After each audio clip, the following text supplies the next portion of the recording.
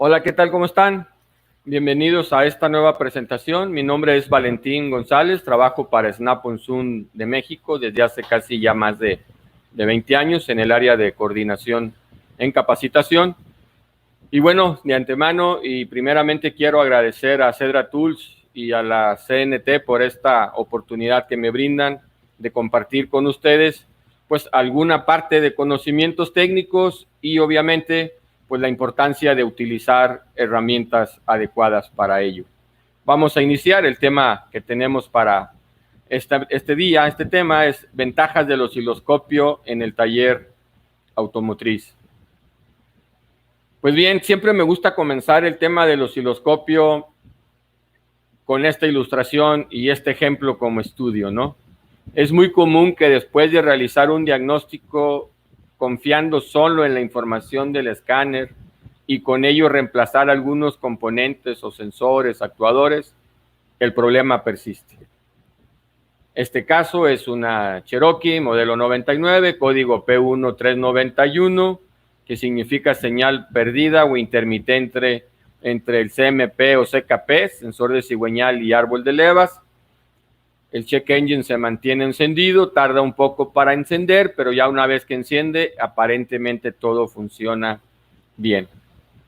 Con la información del escáner cambian sensores, ambos, sensor de cigüeñal y de árbol de levas, y el problema persiste.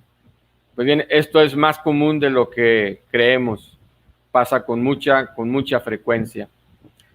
Y de ahí la importancia del osciloscopio. Fíjense que después de los servicios de agua, luz y telefonía, los talleres mecánicos desafortunadamente son los más denunciados por afectaciones al consumidor. Motivo por el cual, para un técnico mecánico, saber usar y obviamente tener un osciloscopio es un recurso profesional de lo más indispensable y significativo dentro de su diagnóstico, dentro de su proceso de trabajo. Normalmente los americanos tienden a dividir el diagnóstico en dos secciones, puerta trasera y puerta delantera. Puerta trasera, el diagnóstico que realizamos conectándonos a través del conector de diagnóstico con el escáner y ver lo que la información y o la computadora nos provee a través del escáner, códigos, datos, pruebas, etc. Viendo esto desde esa óptica, tenemos la siguiente pregunta. ¿Con el escáner vemos la causa o el efecto? Es bien común que quizás algún componente sensor mande bien la información a la computadora y la computadora al escáner le diga que está mal. Ojo, cuidado. Entonces, es importante el que nosotros podamos realizar nuestro diagnóstico tanto a través de la puerta trasera, utilizando una herramienta como el escáner, y o hacer nuestro diagnóstico a través de la puerta delantera. Es decir, con diferentes herramientas, poder revisar el funcionamiento, circuitos de los diferentes componentes que estamos diagnosticando, como pueden ser lámparas de prueba para ver si llega o no llega alimentación de corriente. Si queremos saber exactamente qué cantidades de voltaje necesitamos utilizar, pues los multímetros en sus diferentes capacidades, probadores de circuitos como son el multiprobador, probadores para revisar estos circuitos utilizando estos fusibles térmicos o herramientas especializadas para hacer pruebas de relevadores, tener también ahí entre nuestras herramientas la máquina detectora de fugas a través de humo, analizadores de gases y, por supuesto, dentro de nuestras principales herramientas, el osciloscopio. Y con el osciloscopio nosotros vemos lo que causa el efecto. Es decir, vamos a poder detectar, vamos a poder revisar las señales que llegan a la computadora y las señales que van de la computadora hacia los componentes que ella controla, como son los actuadores o las señales o cableado que va de computadora también hacia los diferentes sensores. Entonces, todo este diagnóstico lo hacemos de una manera rápida y asertiva particularmente.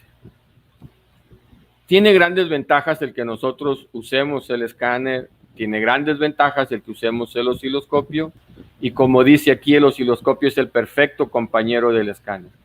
Cuando hablamos del osciloscopio y alguien lo domina a perfección, de repente dice, bueno, para mí es más importante el osciloscopio que el escáner. Alguien va a decir, para mí es más importante el escáner que el osciloscopio. La verdad es que el osciloscopio es el perfecto compañero de cualquier escáner. Dentro de las características del osciloscopio que tenemos en Snap-on, del Vantage Legend en este momento, o el osciloscopio que utilizamos a través del MODIS, tiene una gran cantidad de información conocida como Fast Track, en donde nos lleva paso a paso las pruebas que necesitamos hacer en los diferentes sensores o actuadores en diferentes sistemas del auto, a lo que le llamamos pruebas de componentes guiadas.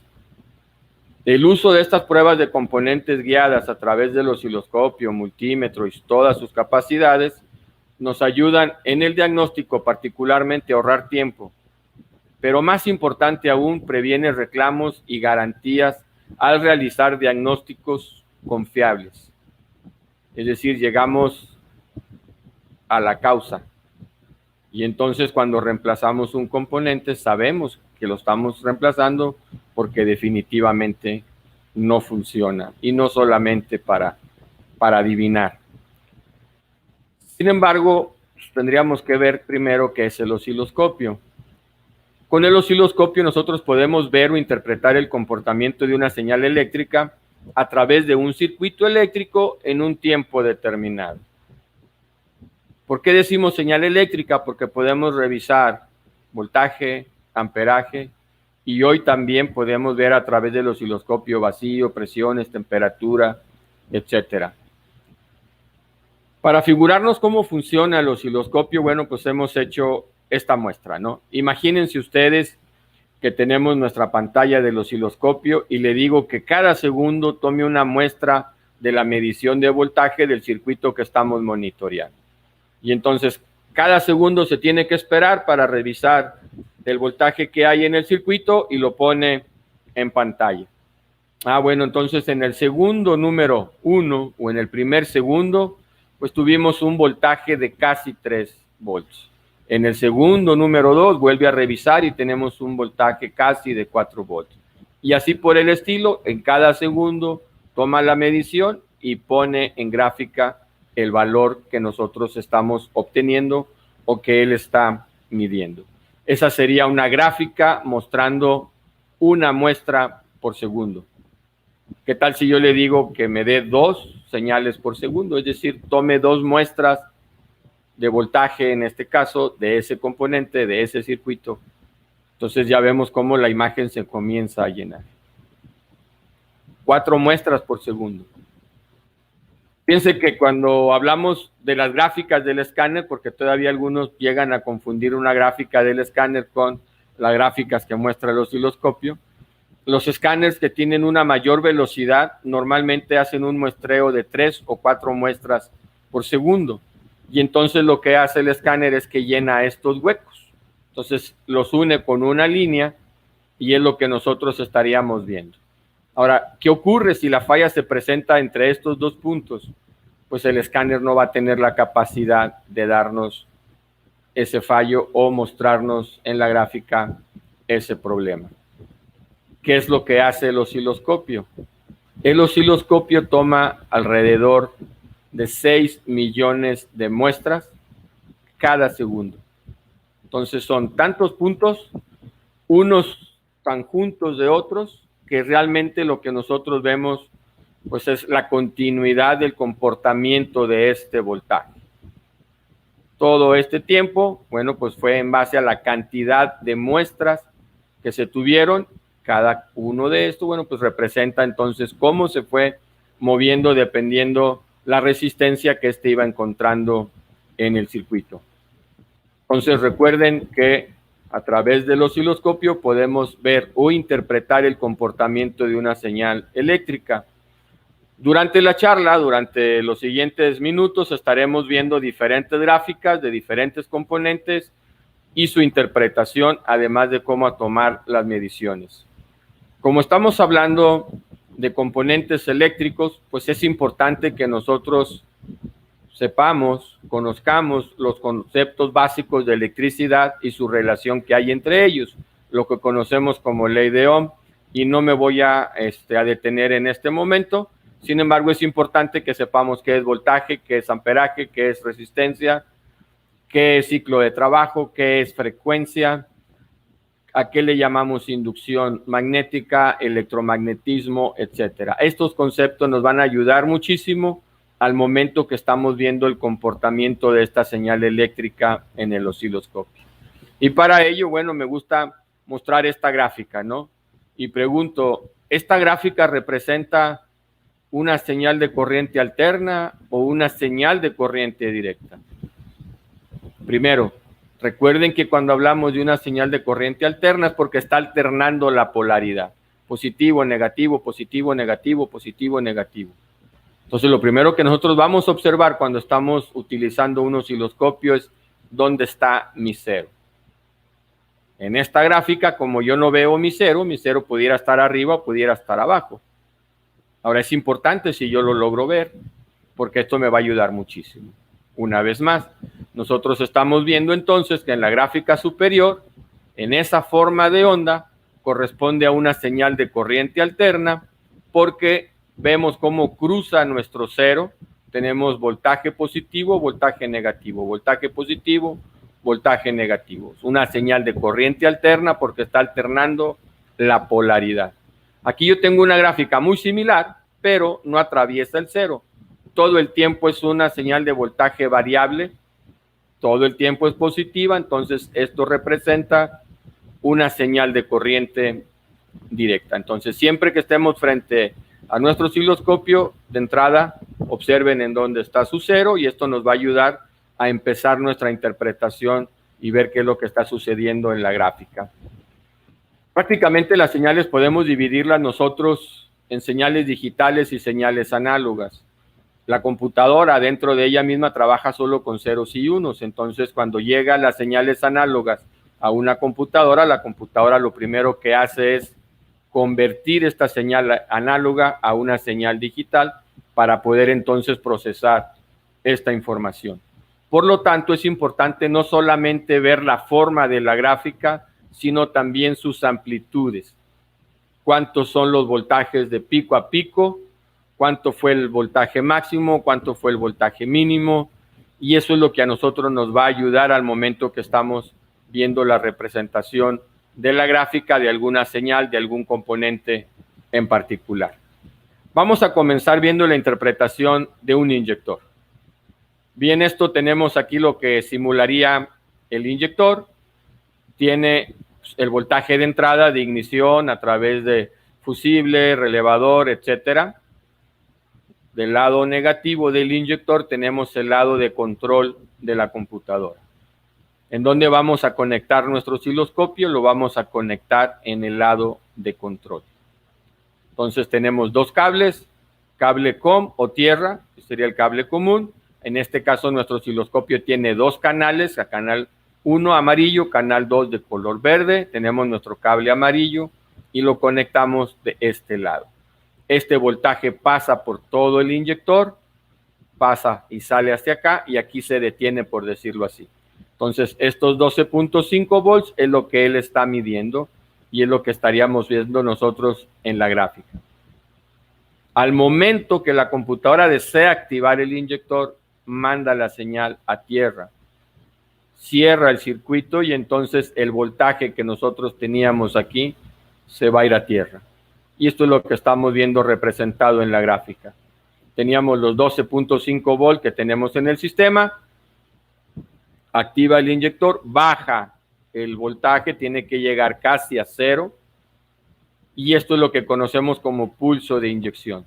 Al momento que la computadora observa que ya es suficiente o es lo que ella deseaba activar el inyector, abre el circuito, vuelvo a tener aquí voltaje, pero por inducción magnética se creó un alto voltaje o un pico de voltaje. Este pico de voltaje pueden ser 40, 50, 60, 70 volts, y lo importante es que nosotros vamos a comparar el de uno contra otros inyectores. Si todos están en 40, si todos están en 50, pues normalmente ese no sería en sí un factor a considerar. Prácticamente sería primero el pulso del inyector, que nos indica que la computadora sí está mandando el pulso para que el inyector abra o funcione. Adicionalmente, nosotros debemos de revisar cuando estamos observando el flujo o activación del inyector, que cuando este voltaje viene cayendo, se va a generar una desviación. Obviamente aquí es un dibujo, ahorita vamos a mostrar una gráfica real, pero ¿qué representa esta desviación? Representa el momento exacto en el que el inyector cerró. Aquí se creó un campo magnético, tuvo fuerza, jaló el vástago del inyector por magnetismo y este abre. Corta, pero como todavía tiene magnetismo, permanece abierto. Al momento que ya decrece esta fuerza, se mueve, y al moverse, pues lo que hace es que genera esta desviación en la señal. Entonces, nosotros cuando estamos revisando nuestra señal de inyector, primero tenemos los 12.5, 14 volts del sistema, aterriza, que es el pulso, en donde comienza el pulso de inyección, corta, tenemos aquí el pico por inducción magnética, pero vemos en esta parte de acá que no tenemos esa desviación.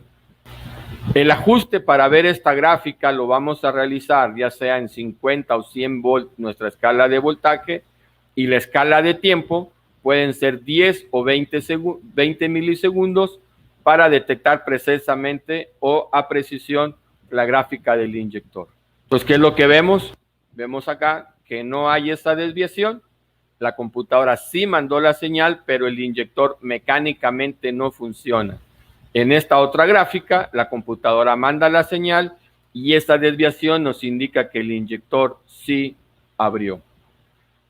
Ahora lo que estamos viendo en esta otra gráfica, que ya es una gráfica también real, tenemos nuestro osciloscopio, tenemos aquí la escala de voltaje, estamos un poquito arriba de 12, 14 volts.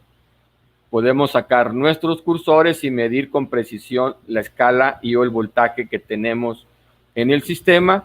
La computadora activa, en ese momento estamos utilizando aquí también la pinza de bajos amperes, y entonces al momento que la computadora activa comienza el consumo de amperaje. Al momento que se está fluyendo la corriente dentro del inyector, se está generando un campo magnético. Cuando este llega a tener suficiente fuerza, abre el inyector y lo vamos a observar por esta desviación. Entonces, esto nos indica el momento real en el que el inyector tuvo ese campo magnético y lo pudo calar. Tiene esta desviación, continúa el consumo de amperaje, se mantiene por el tiempo.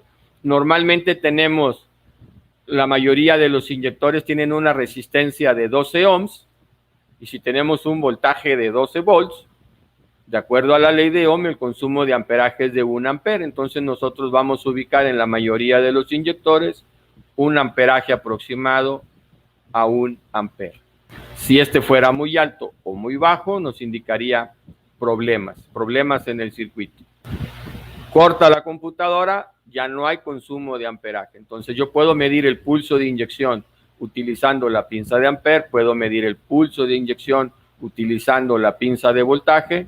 Puedo observar en esta oscilación que sí abre y cierra el inyector. Puedo observar en esta oscilación que sí abre y cierra el inyector, pero también la medición de amperaje nos ayuda a conocer cómo se encuentra el circuito y cómo está funcionando el inyector.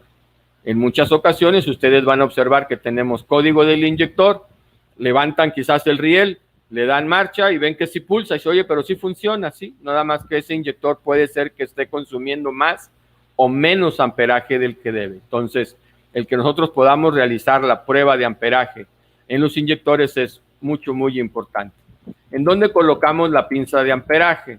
Esta podemos colocarla del lado positivo o del lado negativo, da igual, es decir, la corriente que fluye por esta parte es la misma corriente que fluye por acá, y entonces la medición va a ser exactamente igual. La medición va a ser la misma, y entonces dependiendo el cableado, nosotros vemos qué se nos hace más fácil, si conectar aquí o conectar acá, o en un momento dado nos vamos al fusible que alimenta los inyectores, ponemos un cable fusible por ahí y ahí podemos conectar también nuestra pinza de amperaje y ver el movimiento de todos los inyectores al momento que estos están trabajando. Bien, los invito para que veamos un video que realizamos para ustedes, obviamente conectando nuestro osciloscopio a un auto, viendo los ajustes, y obviamente lo que queremos es que revisen y vean lo sencillo que es utilizar el osciloscopio y la gran información que podemos obtener.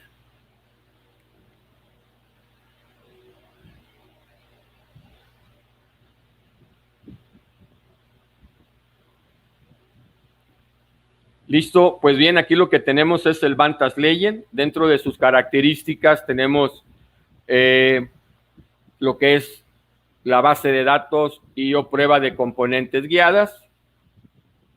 Tenemos ya los datos del vehículo guardados porque ya se había probado previamente. Colocamos el vehículo o los datos del vehículo.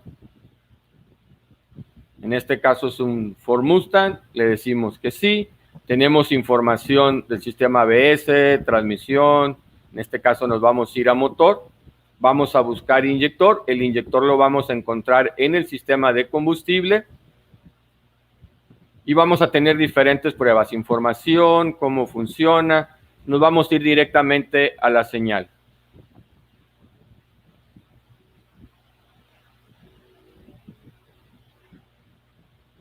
Tenemos el auto encendido y ya estamos viendo nuestra gráfica y adicionalmente estamos viendo también esa desviación de la que habíamos estado haciendo hincapié. El osciloscopio por sí solo escogió 50 volts en la escala de 50 volts, sin embargo, en base a la experiencia, cada quien puede subirla o mantenerla en 50. Yo normalmente la subo a 100 porque me permite colocar el segundo canal y poder interponer o colocar las dos señales al mismo tiempo. Entonces ahí estamos viendo la gráfica del inyector en funcionamiento.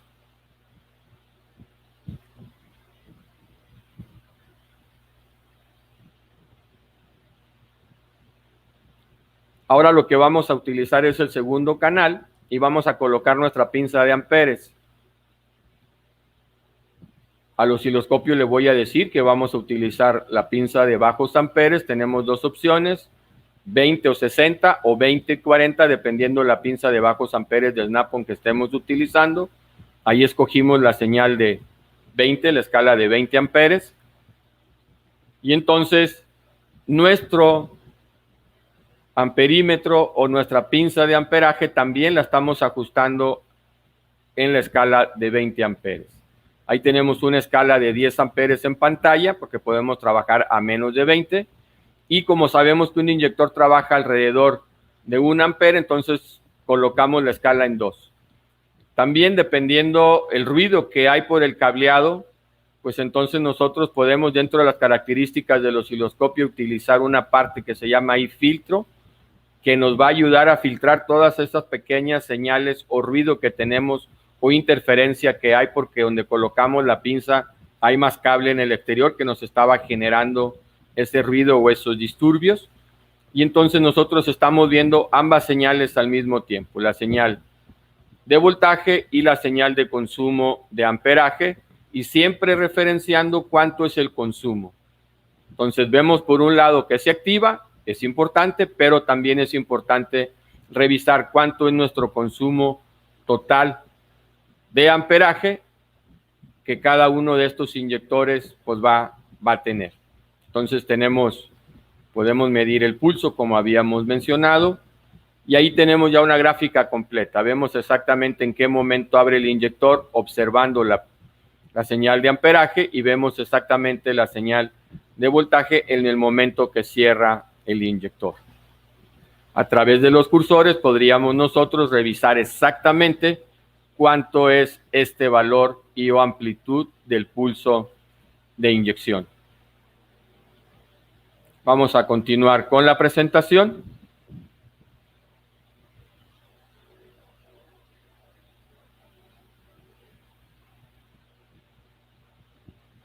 Bien, como ustedes observaron, realizar la prueba del inyector fue muy rápido. Obviamente ya teníamos nuestras pinzas colocadas. Sin embargo, en minutos, 5 minutos son suficientes, 10 minutos ya es un tiempo muy alto. Tendría que ser algo así como muy complicado o el acceso difícil de llegar hacia nuestro componente. Si el inyector lo tenemos ahí a la vista, revisar si llega o no llega la señal y con qué calidad está llegando, cuál es el consumo, esto es muy rápido. Bien, otro de los componentes que nosotros podemos revisar son las bobinas. Imagínense que el carro no enciende y no hay chispa. Entonces, antes de determinar si la bobina funciona o no funciona, lo que debemos de revisar es si la computadora está mandando la señal o el módulo de encendido está mandando la señal para que éstas funcionen. Aquí tenemos 3 tipos de bobina: bobina remota o normal, lo que conocemos, una bobina DIS, mejor conocida como sistema de chispa perdida, y o bobinas COP. En bobinas COP podemos tener bobinas de 2 cables, que sería un funcionamiento similar a esta bobina, pero en una forma de trabajo para colocarse por encima de cada una de las bujías.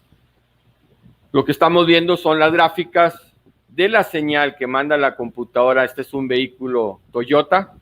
Estamos viendo la señal que manda la computadora a cada una de las bobinas. Estas bobinas son de 4 cables porque tenemos corriente, tierra para alimentar el componente. Dentro tenemos el transistor de potencia, manda la señal para que se active.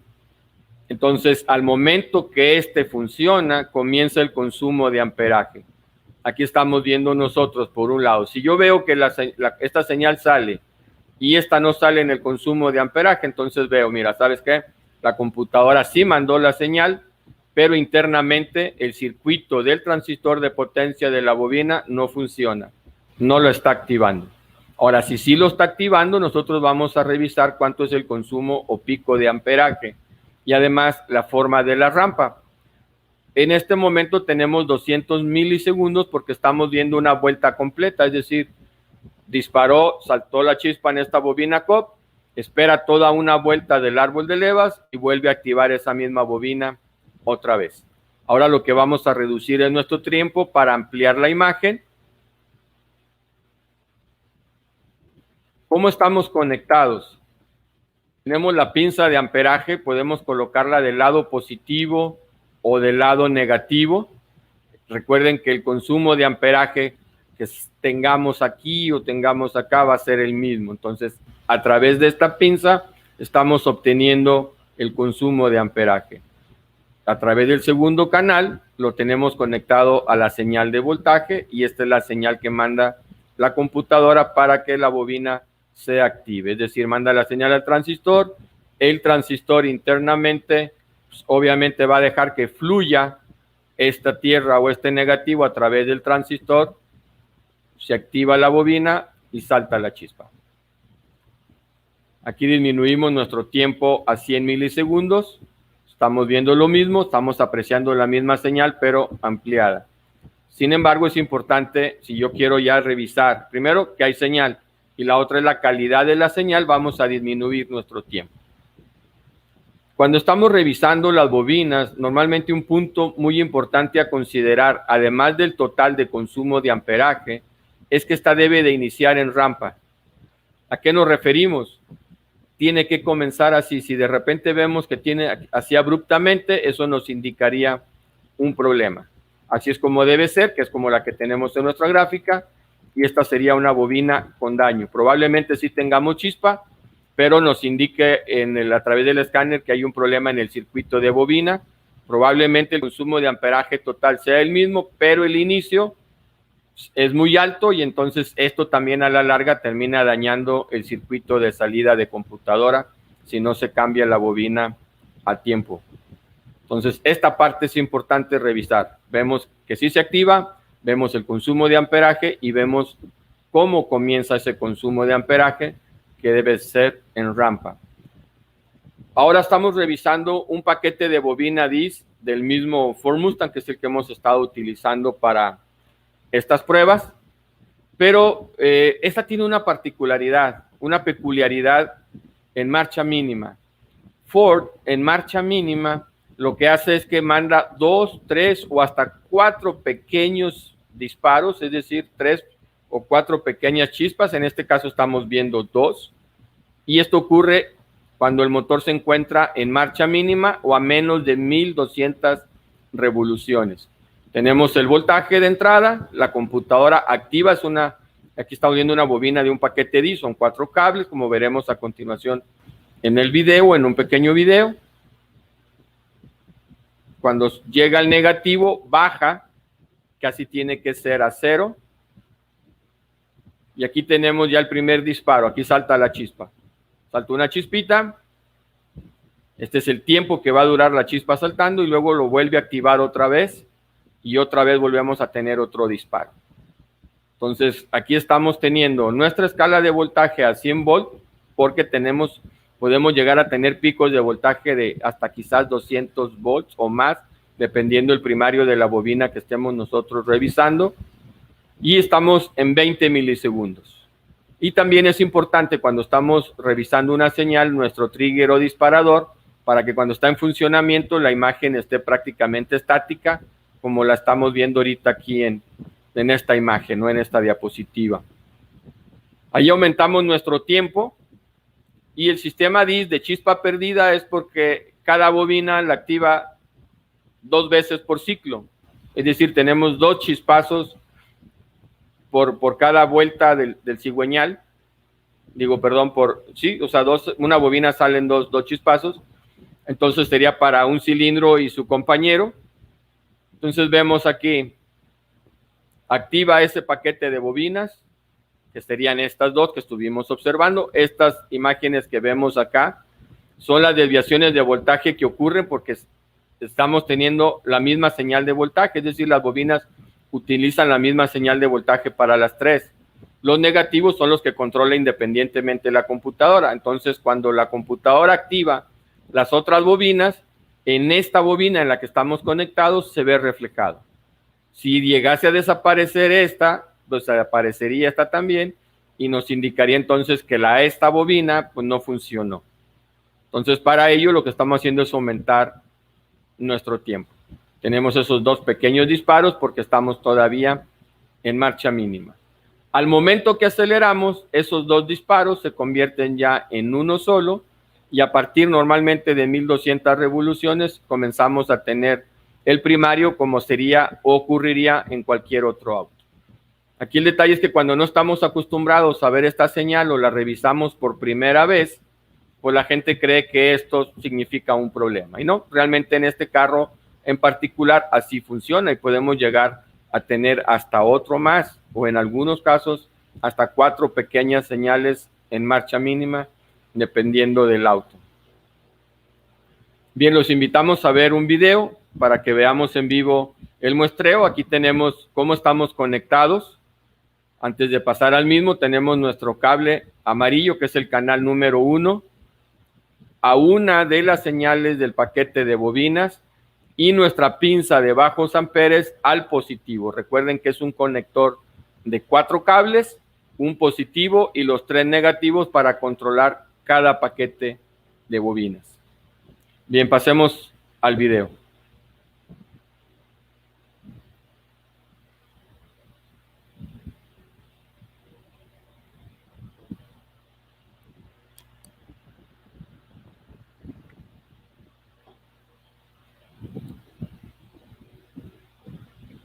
Bien, nos muestra ahí en dónde estamos y cómo estamos conectados. Este es con el que vamos a fijar donde lo tenemos a 20. Recuerden que tenemos 20 o 60 amperes para esa pinza. Nos vamos a ir al histórico porque estamos utilizando el mismo auto, entonces para no tener que darle todos los valores del auto, ya los tenemos ahí almacenados y nos vamos más rápidamente, nos da los datos del auto, le decimos que sí, nos vamos a motor, ahora nos vamos a ir a encendido, seleccionamos encendido y ahí tenemos diferentes opciones, nos vamos a ir a revisar el primario.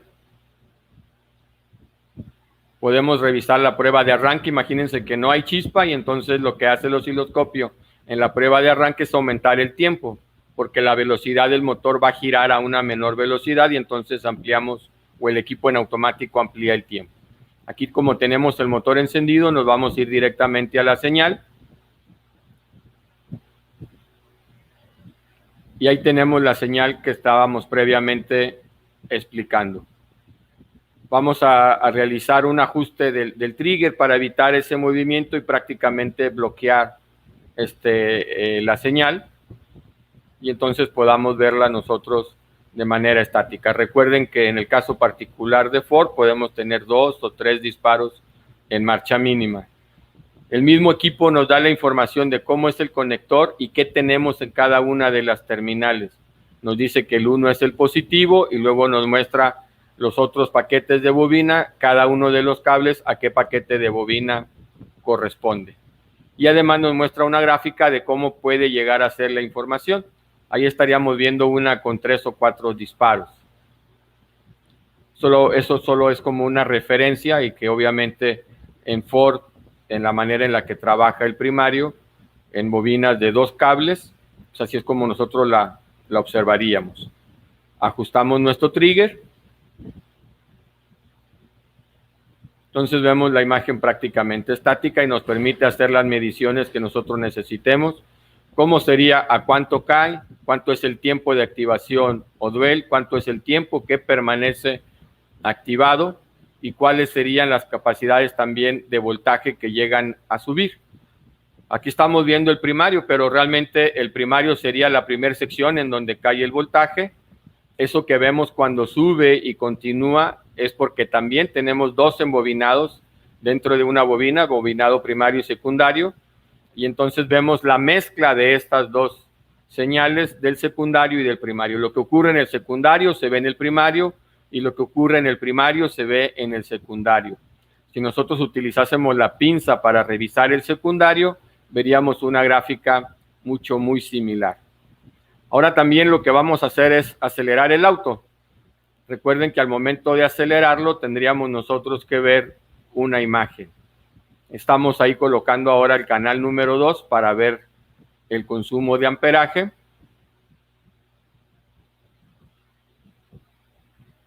Como lo tenemos en el lado positivo, entonces nosotros podemos ver el consumo de amperaje de las 3 bobinas o de este paquete de 3 bobinas.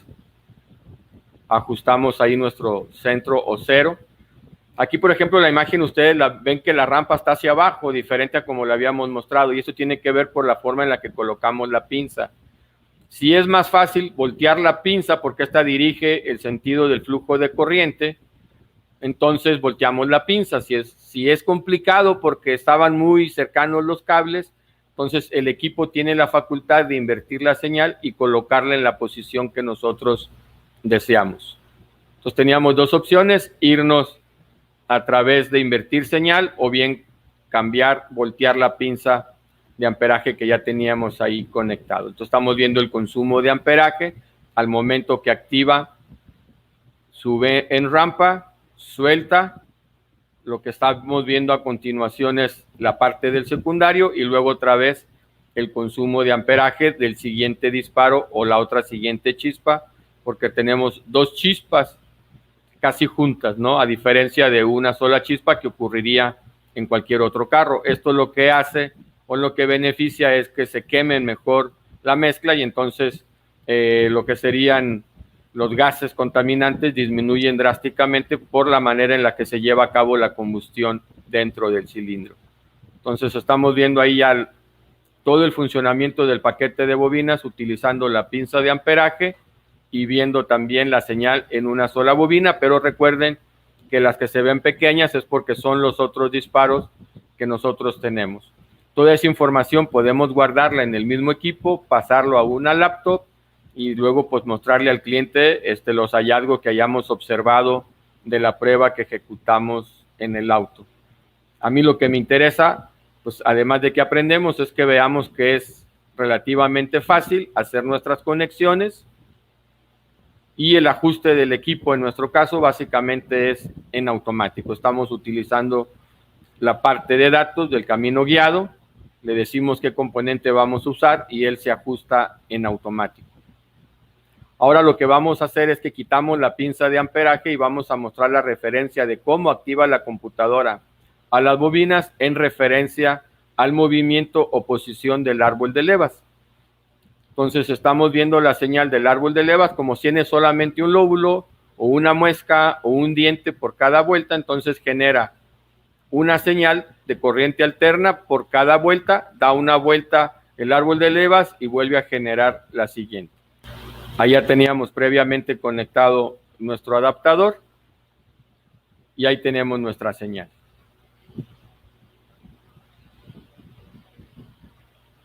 Ahí estamos viendo, estamos recorriendo un poquito nuestro trigger para ver esa vuelta completa del cual estábamos nosotros previamente platicando. Aquí obviamente depende también la humedad que ya tenemos en nuestras manos. También podemos trabajarlo ya sea en la pantalla táctil o a través de los cursores. Hacemos el ajuste y vemos la gráfica que nosotros deseamos. Ahí la estamos recorriendo y es porque eso nos permite, recuerden que el trigger o disparador nos permite posicionar la señal y entonces hace que prácticamente permanezca como si estuviese estática, aunque en realidad ocurre algo semejante a cuando utilizamos nuestra lámpara de tiempo, que la lámpara sale o la luz sale al momento que pasa la señal, ¿no? Es algo parecido, o es un ejemplo así como para mostrarlo. Entonces estamos viendo los disparos de cada una de las bobinas y la bobina a la que nosotros estamos conectados.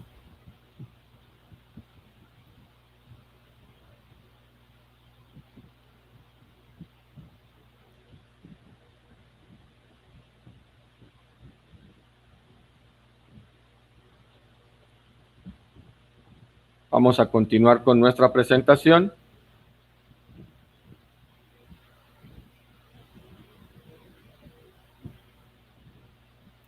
Listo, entonces ahí tenemos nuestro cable punto común a tierra, el cable que colocamos a una de las señales de bobina y nuestra pinza de amperaje. Esta es la que les decía que en vez de estar con esta cara hacia arriba, pudimos haber colocado la cara hacia abajo en vez de cambiar, lo que sea más fácil.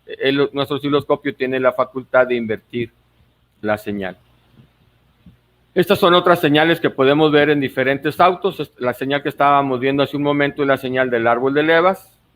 Aunque aquí es una Ford Explorer, el sistema es muy similar, el motor es muy similar y el funcionamiento es prácticamente lo mismo. Serían 2 vueltas del cigüeñal por una del árbol de levas. El árbol de levas tiene solamente un diente, entonces nos genera solamente una señal. El cigüeñal tiene 36 dientes menos 1, o sea, hace 35, separados a 10 grados cada uno. Y entonces cada uno de estos representa un diente de este engrane o disco reluctor. Ahí lo que hicimos fue solamente ampliar la imagen. Y lo que estamos observando es que cuando juntamos estas dos imágenes, estas señales nos permiten ver si el motor está en sincronía, si la cadena se brincó o la banda se brincó. Y esta sincronía la podemos observar a través de las señales del sensor de cigüeñal y árbol de levas utilizando el osciloscopio. Bien, recuerden que las señales o formas de onda son un reflejo fiel de la forma física del disco reluctor. Si el disco tiene solamente un diente, va a salir un diente. La que estamos viendo ahorita en pantalla es un efecto Hall. La que estábamos viendo anteriormente es una señal BRS o señal de reluctancia variable o generadora de voltaje. Aquí vemos la forma que tiene el árbol de levas en este vehículo de Dodge. Y entonces esta señal, aquí tenemos acá, va ubicado el sensor del árbol de levas y esta es la gráfica. Esta sería la media luna y la media luna. Y esto se va a repetir vuelta tras vuelta, tras vuelta, tras vuelta. ¿Por qué tiene esta forma? Porque así tiene la forma el disco reductor. Si cambiamos la forma del disco reductor, aquí estamos en un Chevrolet, entonces esta forma del disco reductor es la que nosotros vamos a observar. Aquí en este caso los sensores van en la tapa frontal. Esa es nuestra nueva forma del disco. Entonces la gráfica va a cambiar porque el disco es diferente. El disco reductor es diferente. Y como son dos árboles de levas, entonces colocamos las dos y podemos revisar la sincronía. Si este estuviese desfasado en este coche en particular, nos diría que la cadena se brincó o la instalamos mal desde un inicio. Pues bien, el alcance y las capacidades del osciloscopio. Recuerden que en nuestro caso el osciloscopio es automático. Nosotros seleccionamos el sistema y el componente que deseamos revisar. Nos va a mostrar cómo funciona, la información de cómo funciona, cómo es el conector y qué es lo que tenemos en cada uno de las terminales o pines del conector. Y además nos va a mostrar una gráfica de cómo debe de salir la gráfica. Aquí estamos viendo una señal del MAF. Esta MAF tiene un problema, aunque no tengo código de MAF, el osciloscopio nos está indicando que este MAF normalmente por la gráfica sería un MAF sucio. O sea, no hay que reemplazarlo si hay un cambio de señal al momento que aceleramos, porque aquí la prueba nos indica que tenemos que acelerar bruscamente para poder observar esta señal. Se ajusta en 5 segundos y la escala de voltaje son 5 volts, lo cual él lo hizo en automático. Además de las señales de los sensores y actuadores, también a través del osciloscopio podemos ver el consumo de amperaje de una bomba de gasolina, las revoluciones de la bomba de gasolina, si las escobillas y o carbones están haciendo buen contacto en el conmutador. Podemos revisar asimismo el motoventilador, vacío, presiones, compresión relativa, etcétera. Podemos hacer muchas cosas con el osciloscopio.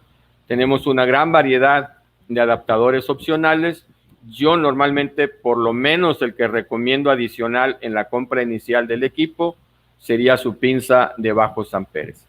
Esta para mí es indispensable, adicional al equipo. Adicionalmente tenemos nuestras pruebas para los sistemas COP de bobinas individuales. Este iría conjunto con esta. Este sería para bobinas remotas. Tenemos también para aquellos que desean seguir aprendiendo sobre el osciloscopio una tarjeta de demostración de formas de onda para que ustedes se puedan familiarizar con su osciloscopio. Tenemos también transductores de presión de 0 a 100, de 0 a 500 y de 0 a 5000 PSI. El de 0 a 100 también puede medir vacío y una pinza de RPMs. Si adquirimos la pinza de RPMs o queremos medir la pinza, las RPMs también en pantalla, bueno, esta tendríamos que utilizarla en conjunto con este otro adaptador que vemos por acá. La verdad es que estamos para servirles. Esperamos que esta charla haya sido de su agrado y vemos las ventajas que tenemos al utilizar el osciloscopio en el taller. De antemano, muchas gracias por su tiempo y nos vemos en la siguiente presentación y o seminario.